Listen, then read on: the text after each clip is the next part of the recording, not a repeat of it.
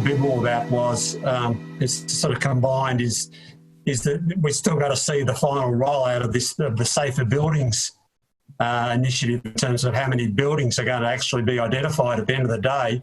They're going to be really problematical in terms of the removal of the combustible cladding and then the fix. And one of the issues associated with that is that I wouldn't like to be a certifier certifying that remedial work in this environment, even if they had the PIA coverage. Yeah, exactly. We haven't been given exact numbers from the government on how many buildings are likely to be impacted. There was a thought that Queensland was better placed, certainly, than Melbourne and Sydney. And the numbers were likely to be, the buildings that were going to be seriously affected, there wasn't going to be too many of them. But you're right.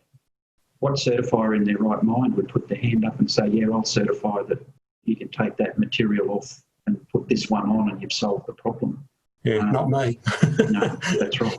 And that leads into a non-certifying issue, but who's going to pay for it in terms of the rectification costs? So I think that's something to watch down the road in terms of the final rollout of that whole program. In terms of, for what it's worth, I think Paul Bidwell indicated he thought there'd probably be about 100 buildings, but not all seriously, problematical. But that's still going to cause a lot of heartache for a lot of people at some point in time.